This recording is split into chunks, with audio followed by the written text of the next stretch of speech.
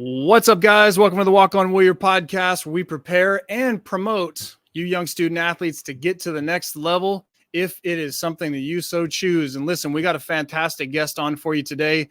He's a teacher, keynote speaker, and most importantly, he's the head coach over at Coronado High School, the Coronado Islanders here in San Diego.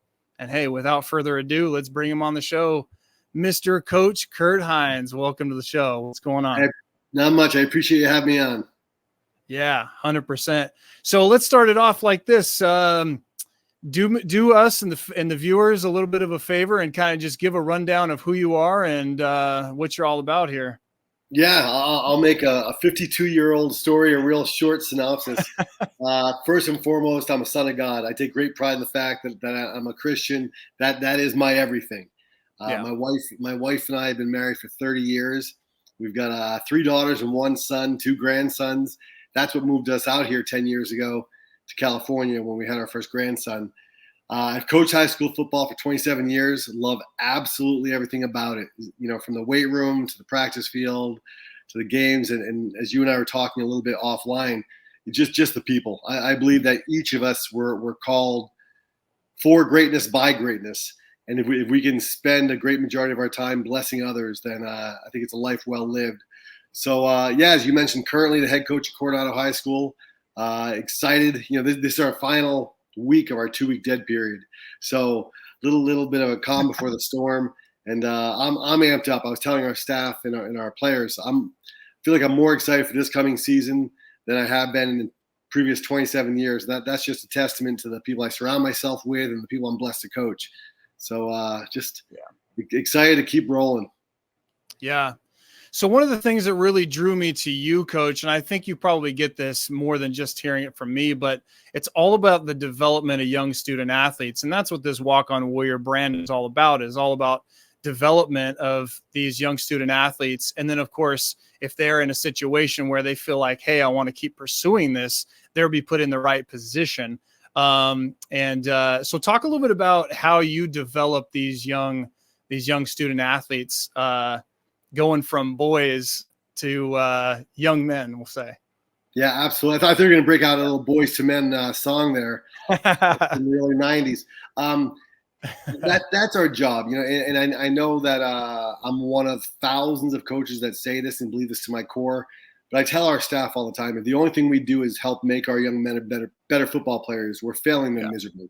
I believe it's our job to meet them where they are, to find out where they want to go. As you mentioned, not everyone wants to play at college. A lot say they do until they find out what it entails.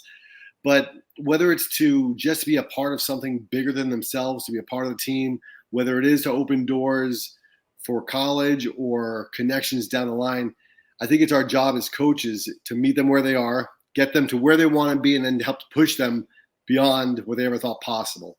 So that for me is everything. You know, people will often ask me, you're always pouring into others, filling their cup. What lights you on fire?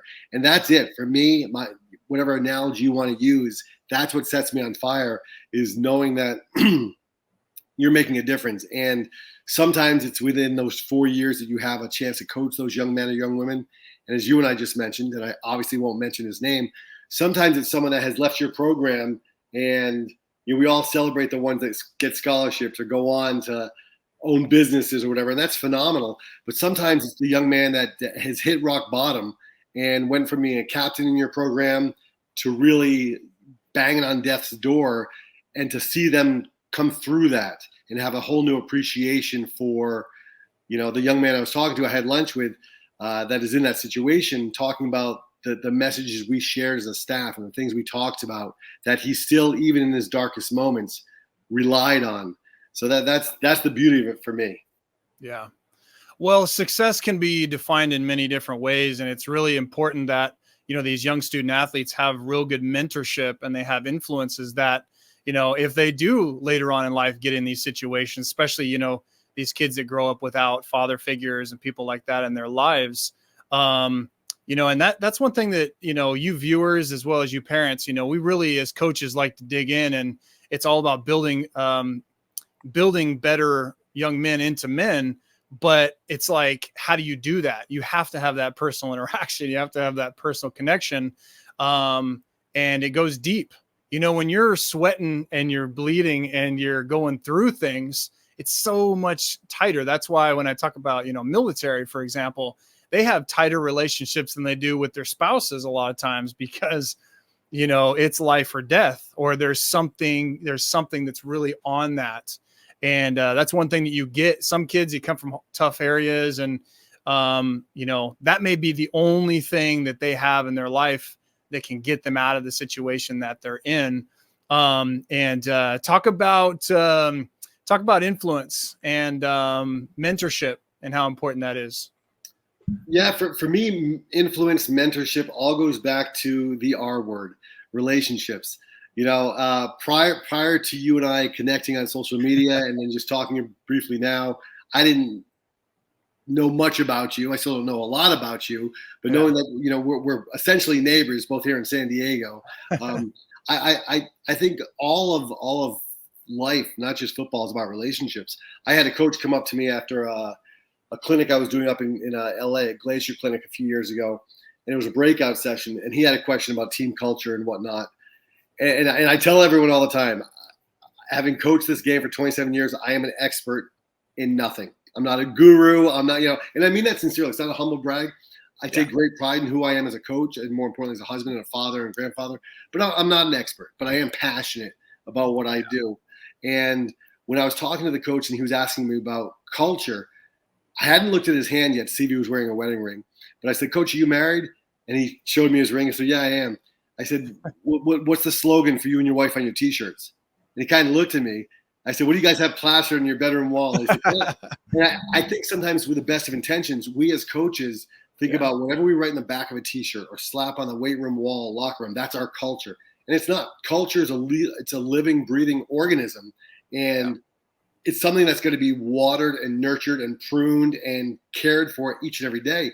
I think as we get to know our players outside of the game of football or whatever sport it is that the student athletes that are listening might play, or their parents may have them play, or whatever it is, once we build relationships and find out what their why is, what gets them to tick, then we can better meet their needs. And our number one job as coaches is servant leadership. We've got to serve them in everything we do. Yes, winning's important. Yes, we all want to win. But winning on the scoreboard, in my opinion, pales in comparison to winning their hearts and getting them to realize how much potential they have within themselves. Yeah. Well, and that's the one thing too, is once you start building those deeper relationships with young student athletes, then you can be a team. There's a lot more things that go into it. You end up having trust and accountability, which is huge for you young student athletes that are paying attention and watching, the accountability factor, because there's always somebody that's gone before you and have done it. Of course, when you're a young student athlete, you've got it all figured out and you can do everything. And right, you always look at it in that regard, and that it ends up destroying a lot of kids, right? They end up get caught up all these different things. And it's like, oh, down the road, wait a minute, Coach Hines was telling me something that actually was true. I've had to actually live through it, the influences and how important that is. And, but most importantly, we talk about this, I talk about this with young student athletes too, when they're trying to get through this process of getting recruited, I explain to them how important it is. If you really want to get recruited, you got to be on a good team. I mean, you have to have good teammates around you, because you really never know the situation. And if your team is good, if you've got good teammates, you build good relationships, you guys start winning. Of course, it's not everything, but then all of a sudden a little bit more buzz throughout the area, the state, then, it draws coaches to you. And so, it's very, very interesting. And, young student athletes just don't understand that and how important it is. But talk about, talk about teammates, how important it is to be a good teammate for your program. I see you smiling because everybody thinks it's their own thing. I think over the past few years, team culture and being a good teammate has taken on a whole new meaning, or maybe lost some of its meaning and depth, especially with the NIL deals and transfer portals. For me, and once again, this is not gospel, it's just the gospel according to me, which is read with caution.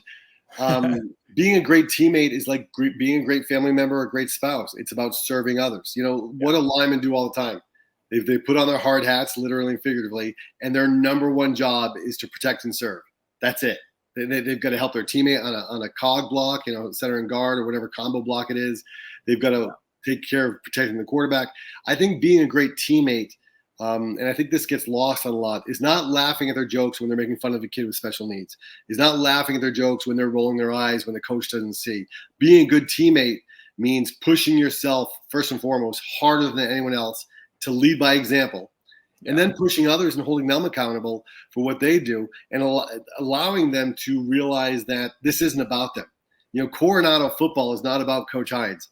I've been there for going on 8 years. God may have me there for another 30 years, or this may be my last year.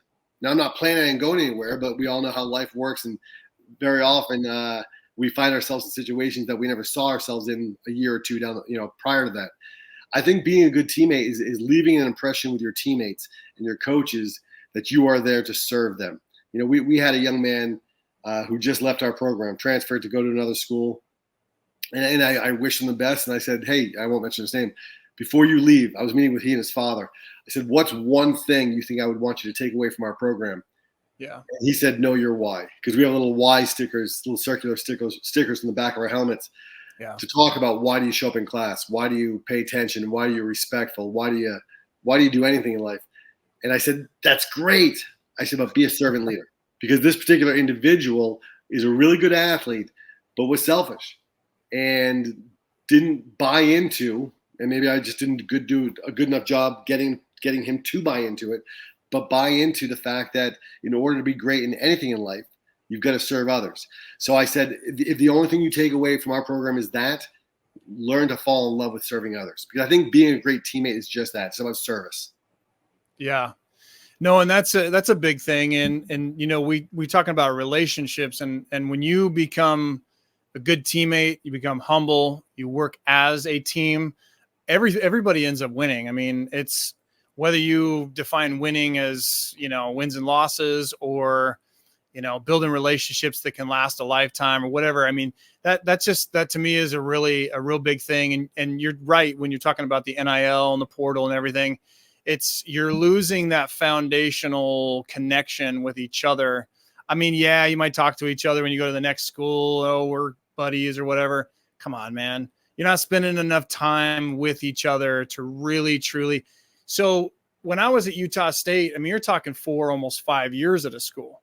And that kids don't understand. I mean, that's a grind. Yeah. You know what I'm saying? And you truly, it's funny, if we could take what you should do for Coronado is you should take their freshman pictures, and at that senior banquet, take their final pitch, you know, their senior year, and put it together, because you look at all the development that goes through with these kids. And it's really astounding when a kid actually, you know, just digs in as a blue collar worker, hard worker, off season, what the possibilities can be. I mean, you don't know as a young student athlete, especially when you're 13 or 14 to 17, 18, you really don't know what is possible unless you actually get around good mentors, have good teammates, and you guys all work together. You do have to be individual at times, right? You got to be that person that shows up early, you know, maybe by yourself sometimes, put in the work on the field, so on, in the weight room. It's endless, and kids don't understand that. They just want to fit in. I think it's important that you try to stand out to a certain degree and be that leader. And so with that said, good segue. Let's talk about setting yourself apart as a leader.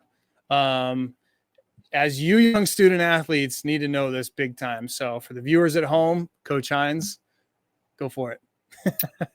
Yeah, I love that, because getting back to relationships and team, you can't do it alone. I think one of my biggest pet peeves, and it was big on social media for a while, it may or may not come back, was people talking about, you know, I'm a self-made man. Yeah. You know, none of us got here by ourselves. we had a mother and a father at one point that had something to do with that.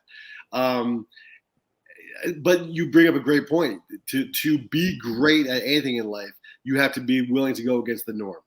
And I think the young men and young women listening to this podcast and following your advice and the guests you have on, look around you on social media, in the classrooms, in the hallways, on campus, at practice, and look what the majority of people are doing and do the opposite.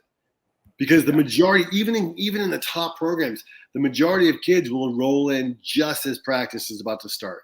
And as zero periods going on and kids are working on their specific drill work, a lot of guys still tying their cleats and taking their sweet time and getting taped up. And I think in order to be great, you've got to be willing to stand out, to go against the norm. And it's not always comfortable. And you're going to have nights when you're alone at home, when everyone else is out partying, getting hammered, getting high, whatever it is.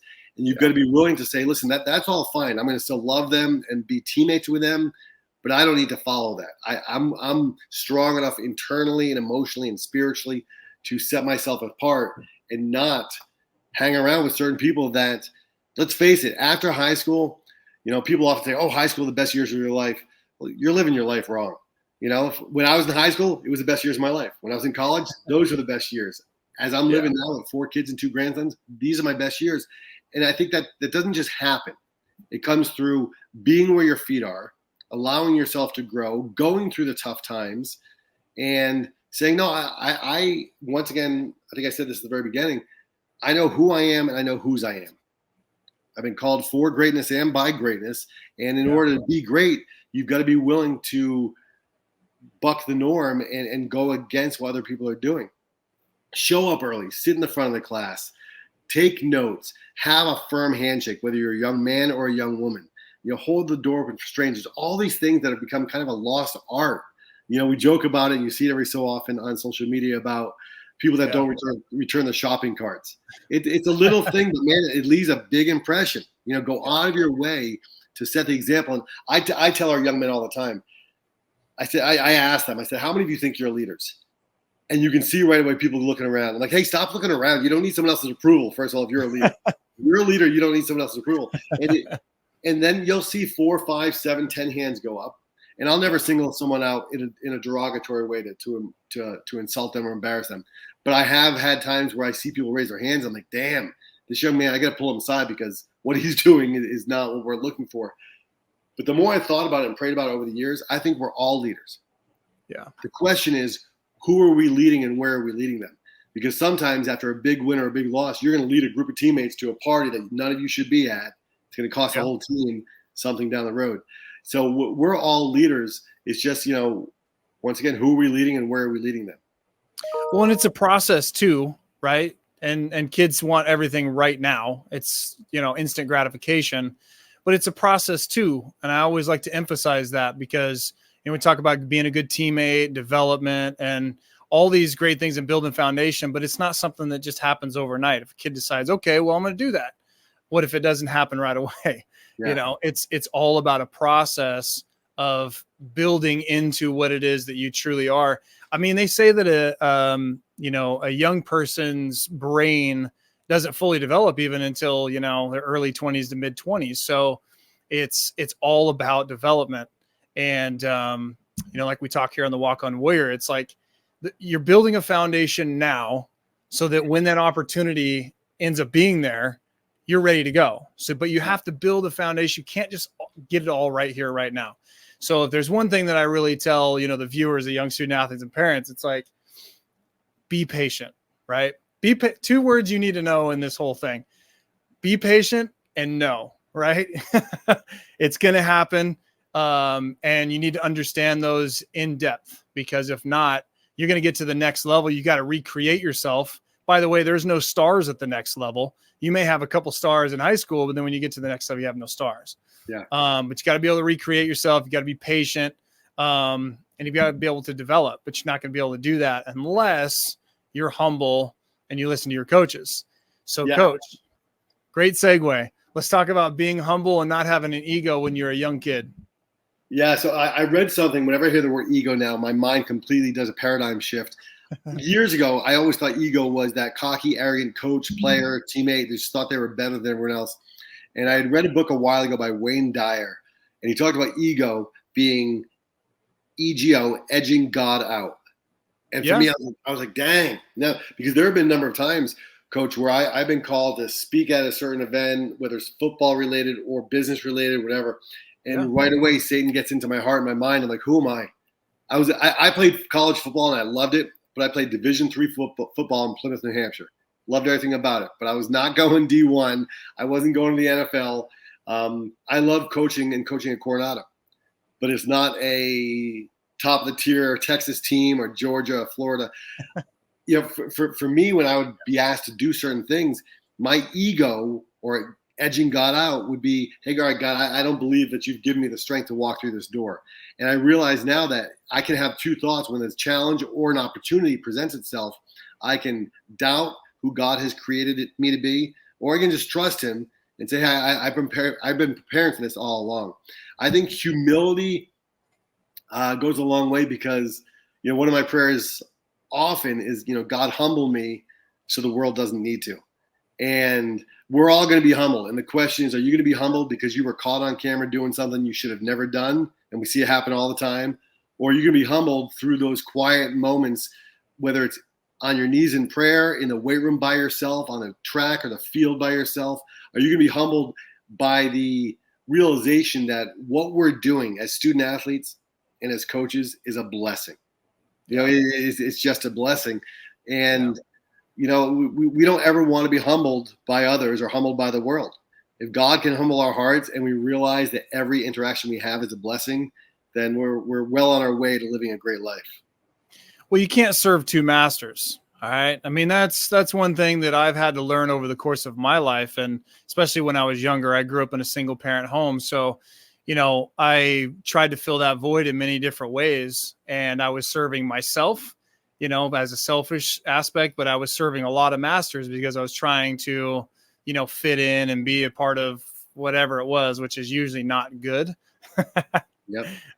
So that's a great point. And and I like one thing I really enjoy about what you got going on too is you incorporate the faith aspect of it as well, because there's going to be things that happen outside of football that you got to be able to deal with. So not to go back to Urban Meyer 1,000 times, but he's got a simple equation that I'm sure you know, right? E plus R equals O, right? Event, how you respond, and that's your outcome. And a lot of kids, you know, your natural reaction is just to react. And it a lot of times is not the most positive way, whether it's on the field, in the weight room, with friends, whatever. And being able to limit that and how you respond is such a key thing. And, you know, putting it in football terms, it's, you know, it's an everyday process, but it's every play is, well, depending on if it's high school, it's every 45 seconds. You know what I'm saying? Yeah, you got to be able to, you got to move on to the next play. And it just takes time. It takes time for kids to understand that. And so let's dig into a little bit of this off season stuff. So we're in the off season right now. As we're recording this, you know, we're getting into that early to mid July. So we're in the off season with most high schools and colleges. And so talk about off season for young student athletes and how important it is to use that time, whether you're a freshman, sophomore, junior, senior, use that time to develop yourself mentally, physically, emotionally going into these, you know, these seasons. Yeah, it's funny because you hop on Twitter and you can see I posted something the other day about workouts, off-season workouts, and had a ton of people like it, retweet it, comment. But then I was overwhelmed. Then that's a stretch. I wasn't overwhelmed, but I was very surprised at the people who I had no connection with, no idea, talking about let them be kids. They're only young ones. I'm like, they're missing the point. Everyone does it differently. We only run our off-season strength and conditioning 3 days a week. We go Monday, Wednesday, Thursdays for the reason of they are young men and young women. I want them to have a social life. I want them to be able to go to the beach and hang out with their friends and girlfriends, boyfriends, whatever it is. But at the same time, if they want to be great, and that definition of great, as you know, Coach, is different for all of us. For them, it may be, hey, I want to go D1. For some of them, be great is, hey, I want to make the team. For some of them is I want to get varsity reps or I want to start varsity. And that goes back to getting to know their why and getting to know about them and the building a relationship with them.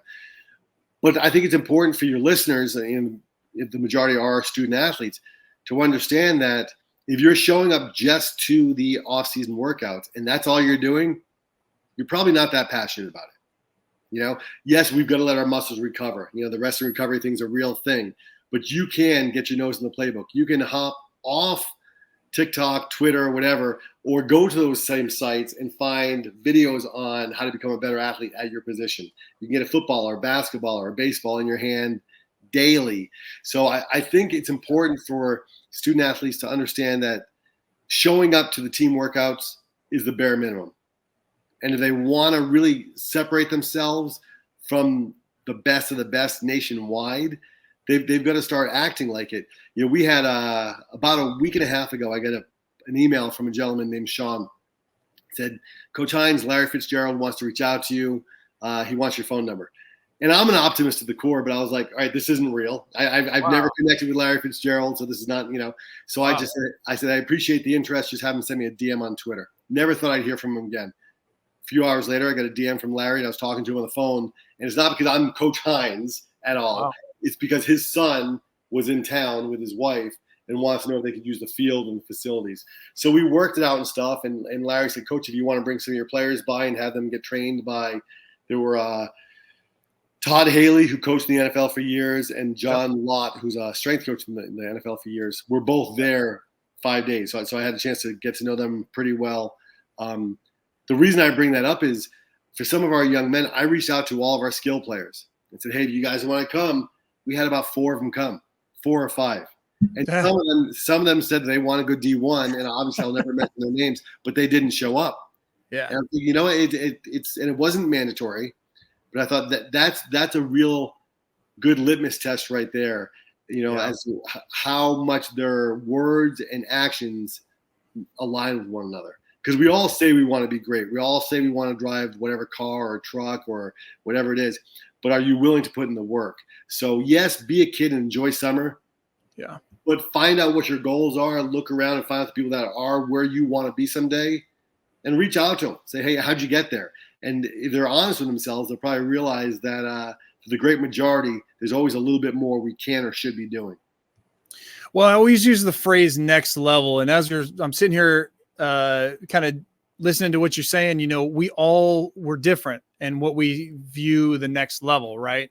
Obviously, when I refer to it, it's typically going from high school to college. I get it. Yeah. But at the same time, meet yourself where you're at and say, okay, well, if I want to be the best teammate, best boyfriend, best brother, whoever, taking it to the next level, it can be, many different things, but I think it's important that you're constantly in that self-improvement, right? You're, trying to take that to the next level, especially when it comes to being a teammate. But, and kind of what you were saying is, with this off season, we're talking about, it's just, you got to be self-disciplined, right? Now everybody can be average, but if you want to be next level, you want to be better than that. If you want to take this to the playoffs, you want to do something greater than you ever thought, you have to be self-disciplined. And that's why I bring up this off season. And a lot of kids don't understand it. You see everything on television during the game, all this stuff, but what you don't see is the 6 to 9 months of doing mat drills at the next level. You do all the sprinting and the running and, all that kind of stuff. And that is so key, man. And so talk a little bit about the self-discipline and how that can set you apart as a young student athlete. Yeah, it's motivation, encouragement. It's all great, but if you're not disciplined, it's not going to get you out of bed in the morning when you're sore and not feeling like it. I often think on this topic, when you watch the NFL draft, I don't know how many times over the years I've watched it, and you hear commentators say, "Man, that young man's life was changed with a phone call." No, it wasn't. It was changed when they were in 7th grade and they decided to be great, and they spent all those hours before we knew what their name was to do that. Or like yourself, I was raised by 2 parents, but we all have different challenges, adversities. I don't know your story, but you said you were raised in a single family home or a single parent home. You could have used that as an excuse to say, well, this is why I'm not going to go play college ball because I don't have mom around or dad around, whatever it is. But you chose to use that as a springboard to say, listen, I know who I am. I know what my goals are. I'm going to go there. And we all have stories of success or failure And I think the overwhelmingly majority of people look at their failures as someone else's fault. The coaches, the teachers, the officials, their teammates, and they look at their successes and they give themselves too much credit for it. You know, I think if we understand that we should own all of our failures, and there are other people that have a part in it, but like you said, the ERO, we decide how we respond to these outcomes, you know, to these events. I think we've got to look at, you know, the self-reflection piece it's important, but I think sometimes if we lie to ourselves enough, we start to believe our own lies. You know, and one of the first things I did when I became a head coach in New Hampshire, and now when I took the head coaching job 7 years ago at Coronado, was I found that coach that I could really connect with. Not a yes man, not going to agree with everything I said because I'm not that smart. So if you're agreeing with everything I'm saying, then we're both in trouble. But someone I knew that would love me enough, and I would love them enough to be honest. So there's this one particular coach in our staff who been part of the program for 23 years. He applied for the head coaching job, didn't get it. And a friend of mine said, hey, watch out for that dude because he could try to undermine what you're doing, which could have been the case, but it was the farthest from the truth. I ask him all the time, I was like, Coach Davis, keep me in check. And the first time I said it to him, he looked at me. I said, if you ever see or hear me say something to a young man that is out of character, that isn't something you think I'd be proud to say in front of a parent or administrator, call me out on it. Right there and right then, please call me out on it. And I think if the young men and young women listening can do the same, if they can have, whether it's a parent, a teammate, a teacher, a coach, whoever, if they're brave enough to say, hey, I'm asking you to call me on my BS. I'm asking you to call me out on anything that I do that's out of character of who I say I want to be. I think that helps each of us exponentially to hold ourselves accountable. And it's a beautiful thing. Well, and there has to be expectations right away, right? And then you have to stick to those expectations, right? So, you know, from a coach's perspective, obviously we're going to have the typical expectations of showing up on time and working hard and, you know, not talking back to your coaches and just being a hard-nosed, hard-working kid. But then you flip it on the other side and you say, okay, well, for a young student athlete, you know, what's important is those things, I guess, you know, you know, you have expectations for yourself, right? I think, you know, when I'm dealing with a young student athlete that decides, hey, you know, I think I got some talent. I can do this. I can be better than I am. And I want to get to the next level. Then you have to set true expectations. You got to be realistic with it as well. And how you are, because a lot of kids, there's a lot that happens from 16 to whatever, but having the expectation of what you are going to do foundationally, as a high school kid, because I won't talk so much about the college level, but then you got to reinvent yourself. Now you're on new teammates, new coaches, new town, new program, all these different things, but do what you've got right in front of you and set those expectations. So give a little backstory. So when I can't really give a whole lot of stories from high school because I mean, I didn't have the greatest mentors and like that. I just showed up and I had some talent and just worked hard and just, you know, from what my relatives raised me to do, you know. But when I got to Utah State, I knew that I wasn't going to let that opportunity go away. So we're talking about the off season. I found two guys that were just like me, total meatheads. We were told we got to get bigger, we got to get faster, we got to get stronger. We're going to figure it out. We're going to figure out how we're going to make this happen. So if we're talking to young student athletes that, you know, don't have a lot of resources, things like that, figure it out. Find some good mentors. And how do you find those? Listen, the best way to do it is, I know it's kind of cheesy, trial and error happens. You're always going to have coaches on staff that maybe don't have the most knowledge and wisdom, but they can at least say, hey, go here, go there, do the right thing. Get around people that are going to motivate you. You may only have one person, but I can tell you right now, there's going to be 100 of them that aren't going to help you and aren't going to be the right, you know, people to be around. So, you know, and that's just key for me because, you know, when you think of a kid that's decided to put his foot down and say, hey, I'm going to do this. This is what's going to happen. I want to move forward. I want to be a next level athlete. There's certain things you just have to do. Right. And there's some outliers. Like I just said, you know, it's my situation was all A, godly, B, luck. And then C, put myself in a position to not be an idiot and do stupid things. I have to interject here, Coach, and I love that, and I love this because I communicating with someone through text or social media is great, but when you can see them and talk face to face, you get to understand them a little bit better. I love that you said godly, the first part, and then you said luck. One of my favorite quotes is, and I'm not saying you at all, but one of my favorite quotes is, "Shallow men believe in luck, strong men believe in cause and effect." Yeah. Yes, godly for you, but the cause and effect, like you said, you found one or two other, your words, meatheads, and I love that. But guys that were passionate enough to say, listen, I don't care where I come from. I don't care if I have stars or not. I have a goal and I'm going to make it happen. And that's the cause and effect part. I think so many people look at successful athletes and go, oh, they were lucky. They came from that program. The fact is that they came from your program or Coronado or wherever they were. If they had the same goal, they would have made it out of there too. I'm a big Cowboys fan. Still pains me to say that a lot, but I'm a Cowboys fan. But I look at Leighton Vander Esch. Never played 11-man football. Yeah. He played 8-man football in high school, walked out of Boise State, and then the story, it goes on and on about, going on his 5th or 7th year, whatever it is now in the NFL. He could have had every excuse in the book to not even play collegiate football, not playing 11-man football. But that's, we joke around in our program saying, hey, excuses and buttholes. We all have them. They all stink. And, if for your audience, if they want to go to whatever it is, like you said, the next level is for them, in this case, to play college athletics, JUCO through D1 or anything in between. Yeah. They've got to let go of their excuses and say, listen, I can't rely on luck. I can't rely on mom or dad or what their name is. Because even if mom and dad have a ton of money and they get you into a program, it's not going to keep you there. If the work ethic doesn't match what that coaching staff is expecting. Yeah.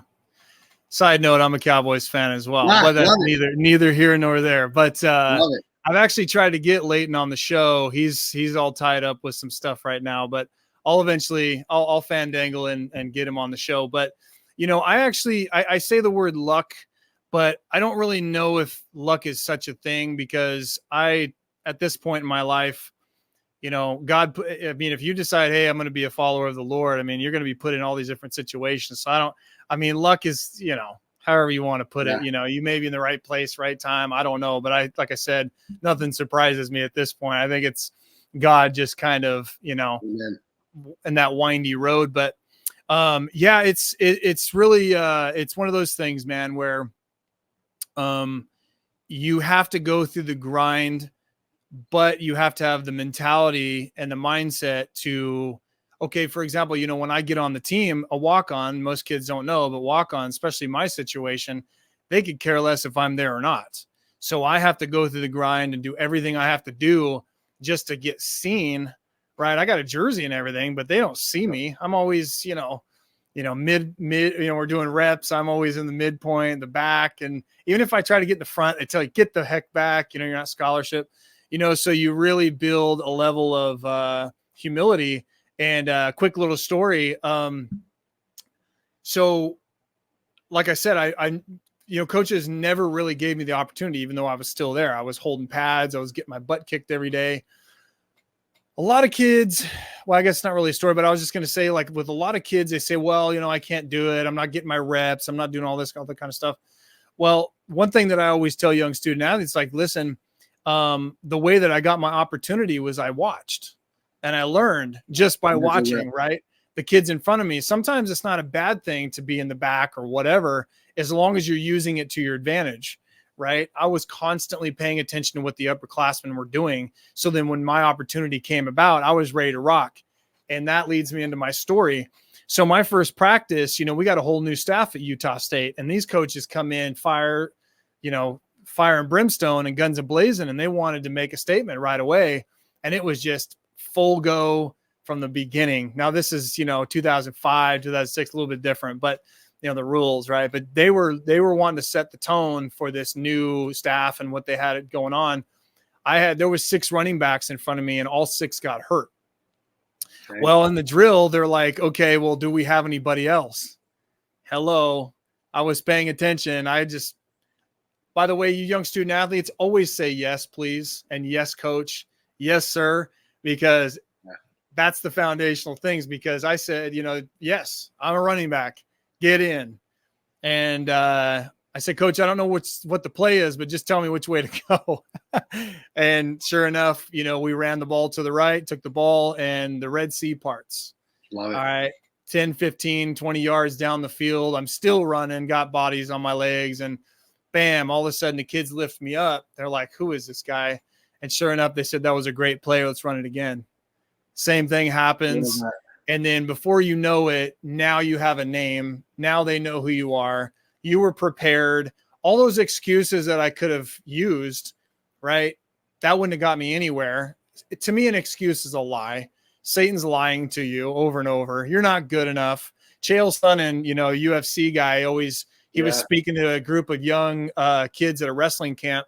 The kids don't even know who he is. He's this famous fighter, NCAA champion, all this stuff. And he was mentioning to these kids, he said, you guys don't know who I am. He said, you guys didn't have to show up, but it takes one reason to show up. That's it. You're going to tell yourself 1,000 ways not to, but it only takes one to show up. And then once you show up, make that decision, then you get better, right? Whether it's individual or as a team, depending on your situation. And so, I could have taken things the complete opposite direction. And that happens way too often, you young student athletes that are watching this. And our goal here is to take many more of you and get those excuses out of your heart and out of your mind, because they're all lies.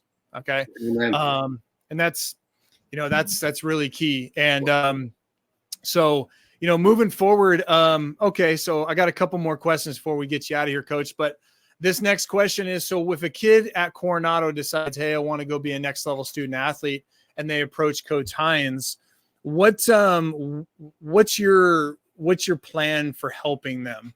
What do you guys typically do for that? Yeah, great question. My first thing is, when someone comes in and says, I want to play for the next level, I sit them down in the office, usually try to have the parents come in as well. But I ask them why. What's your why? And if they say, oh, I just love the game. I want to make sure that I can say, it's clear that you love the game, because here's what you've shown us at Coronado with your attendance, with your effort, with, like you said, getting your mental reps when you may not be getting physical reps. And then those two don't always align. Sometimes they say they love the game. I'm like, well, wait a minute. Where were you all off season? And if you're playing another sport, then that's a great reason to miss. But that's not always the case. Then the first thing, once they have not convinced me, but once I believe that we're on the same page, that they do love the game and really want to continue playing for the right reason, I ask them, what's your goal? Where do you see yourself playing? Because I want to see if they understand that they are a D3, that's great football, Division III. They're a D3 potential player, or D2 or D1, whatever it is. Make sure that their perception of themselves matches the reality of, once again, I'm not an expert, but I've coached high school ball for 27 years, so I have a pretty good understanding of what it takes to play at what level. And then I ask them, what they want to study, because as much as I'm an optimist, freak accidents happen, and I don't want them to follow, like you said with your experience at Utah, don't go follow a coach, because I say every recruiter's job is to out-recruit the last class they just recruited. So whether they're recruiting linemen, tight ends, running backs, whatever it is, they may love you now and make you feel like the king of the world, but once you get on campus, now hopefully they're true to their colors and they'll still be who they, not only pretended to be, but showed that first meeting or second meeting, but understand that they are in a business and that they've got to keep recruiting. And I want to make sure that our young men and young women are going to a school not just for football.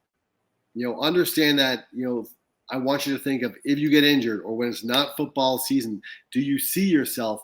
I'll never mention this young man's name live on a podcast or on a podcast, but I had a young man back in New Hampshire who was a stud player for us. What was definitely a next level type player, who said, oh, Coach, I want to go to Arizona State. It's just my dream school. I said, really? He goes, yeah. I said, how come?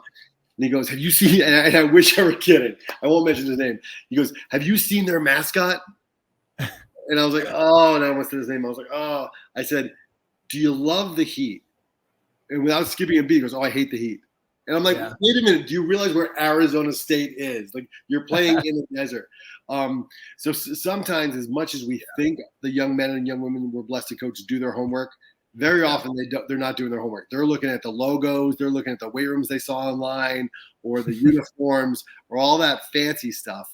And I want to sit down with them and make sure that their goals align with what I've seen over the past how many years I've been able to coach them. Make sure they're going to a school where if they love the city life or the nightlife and they want that, they're not going to some podunk college that may be a phenomenal program but out in the middle of nowhere. And make sure it aligns with what their goals are. Talk about them. I talk with them about, are you comfortable being a 6-hour plane ride from mom and dad? Or do you want to be able to come home for home-cooked meals, once every 3 or 4 weeks? So there's a lot more that we dive into that I think people initially think of when they think about playing at the next level, because there's so much that goes into it. And we talk all the time. It's not just a 4-year decision. It's a 40-year decision, as we've all heard many times, because that's when you're going to meet your potential future wife. That's where you're going to meet people that you're going to end up doing business with down the road. So there's a lot more to it. Well, in the Walk On Warrior, we talk about it being the non-negotiables, right? Sitting down with your parents and decided, hey, what are the non-negotiables? If you decide, hey, I want to go be a next level student athlete, what are the things I'm looking for in a program? Because you're going to get D3s, NAIAs, D2s all day long. But finding out what it truly is that you're going to these schools for. And you made a great point. You talk about academics because you never know what could happen. You might not even get to the first practice. You may roll your ankle in a summer, whatever, your freshman year. Yeah. It happens all the time. So you got to have non-negotiables. And without those, you don't have clarity, and you will get in a situation where you don't want to be somewhere out in Iowa or wherever, because you see them all the time when they come through the door. The reason that those schools are constantly all over kids, especially out in San Diego, is because they have that much kind of that turnover. But I do believe in small college football, D3, NAIA, JUCO, especially, and I'll mention that in a minute, D2, because there's always opportunities. If you want to play at the next level, there's opportunities. You just have to leverage and put yourself in the situation to be ready to go at, a certain time, because, it's a business at this point. And like I said, I won't go too much into it, but, the JUCO level, here in and here in California, there's 66 programs. And if you just maintain 12 units, it's free. And the level of play is super high. Some of these D2 or JUCOs out here could beat D2s and D3s. Yeah. We played against Hollywood Brown a couple years ago, Jason Pierre-Paul, Aaron Rodgers come through the system. The list goes on and on and on. And I always try to push kids, because eventually with the portal, it's going to kind of make its way back. 100%, Coach. And I love that you said that, because you've mentioned several times in this podcast, and I love it, about humility and being humble. Yeah. And I think way too many coaches and athletes think that they're better than JUCO. Like JUCO is some redheaded, no offense to redheaded stepchildren that may be listening, but it's football. It's football. And often, if you do your homework, those coaches coaching at those JUCOs have spent time at the best programs, whether at the professional level or the collegiate level or whatever it is. And with the transfer portal now, a lot of college coaches are taking less of a risk, in their opinions, taking someone from JUCO than someone that is just coming fresh out of high school, because they don't know if they can handle the rigor academically and athletically without having mom and dad wake them up every morning and setting the alarms and doing all that stuff. So junior college is a tremendous, not just opportunity to get to another level. It's just another opportunity to continue playing football and to see for yourself, am I cut out for this? Because I think sometimes people go to JUCO and they think, these guys none of them were good enough to go to a D1 school. And that's not the case at all. Yeah. That's a great point. And it's a great way to develop and take your time with the development, because a lot of kids, and I'll mention this in a minute, but a lot of kids, they talk about, well, I'm D1 bound. I'm a Division I player. And I actually did a post yesterday and we're talking about, how good are you? That's such an important question nowadays, man, because every kid's a Division I player and they miss out on opportunities when D2, D3, all these schools come calling. And then at the end of the day, okay, well, you're not getting a Division I offer. Now you're out on your, because you don't have anything, because you've been telling everybody, no, you're better than that. And, and that's the one thing with the junior college route is High level of talent, high level competition. If you come to California, you're going to be playing in LA and you get around all these really good players. But even more important, you learn to be independent, right? Because now you go on these campuses, now you know how the system works. It may not be a big, university schedule and everything, but it's the exact same to a certain degree, right? It's all year round. You only have so much time. Then you get recruited again when you get your AA. So huge believer in it. I coached there for over a decade, and we pushed a lot of kids out, man, that did not have a shot. I'm going to drop his name. Nick Kurtz ended up going to BYU, got a cup of coffee with the Raiders. Holy smokes, man. Tim Patrick came to us. Guys like that who's with the Broncos now. But you talk about guys that had nothing coming out of high school. Tim Patrick started off at 180 pounds, left us 220, and Wow. he very, very, very close was going to go to Georgia, but just something happened, and then he ended up going to Utah, and now he's with the Broncos making whatever. So, you guys just got to be patient, got to be humble, got to listen to your coaches. And Coach Hines just gave a ton of information, man, when it comes to the process of deciding and then going through and potentially getting to that point. Now, Coach, last question before I get you out of here. I know we're right at our time here. If you could do it again, now I know that you were college, you played Division III, you said. If you could talk to Kurt Hines when he was 16, 17 years old, possibly 18, whatever, what would you tell him to do differently, if there's anything to do different? From an athletic standpoint? Everything. On the field, off the field. That's such a great question. I'm struggling because it's such a great question. And my knee-jerk reaction was stop drinking, because I fell in love from 7th grade. I loved fighting. Loved fighting. I still miss it.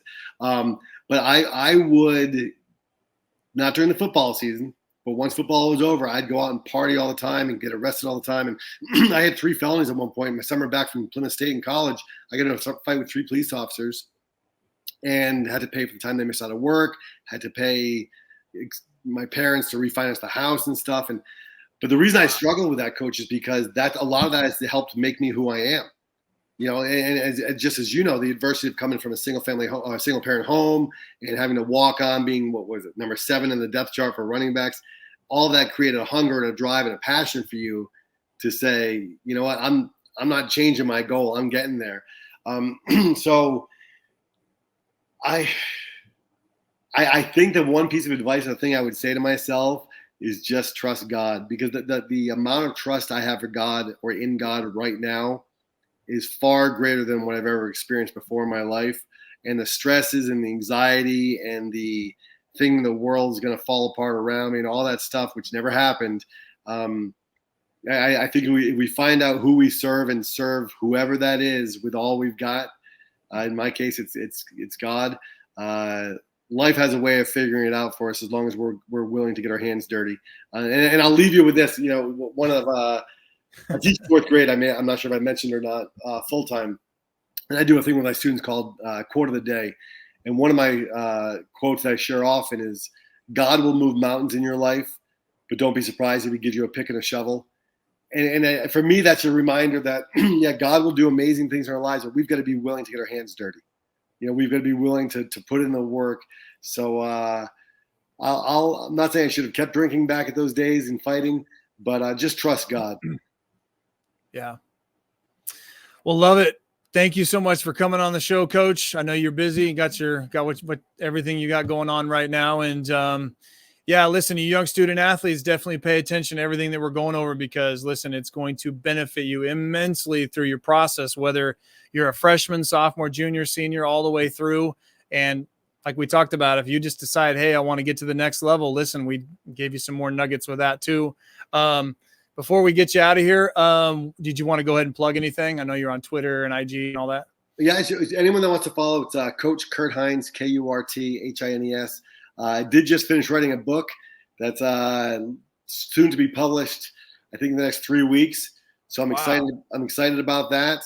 And just just my advice for anyone listening to this, student, athlete, parent, whatever, is to tie in what I shared with a player that left our program, serve others. I think if more of us got out of bed in the morning with a fire and a passion and a desire to serve others, which is exactly what you're doing with the Walk-On Warrior, then the world would be a much better place. Absolutely. Listen, make sure you guys subscribe. You guys hit that bell. It's Walk-On Warrior, Walk-On Warrior. I know sometimes when you don't put that dash in there, it kind of, I don't know, sends you to some weird accounts or whatever. Make sure Walk-On Warrior. Listen, we're dropping podcasts every single week with great guests like Coach Hines. We've got a lot of great content. Also, I got some ebooks, going to have the website up here going soon. I'm going to be doing a lot of in-person live speaking, and also going to give you guys access to me and anything we can do to help you as far as get your social media locked in, emails, highlight films, all that kind of good stuff. Listen, we're all about you young student athletes. And that leads me to my last thing. And Coach, listen, I always like to end the podcast this way. It's not about me or Coach Hines. It's about you guys. I'll see you guys in the next episode.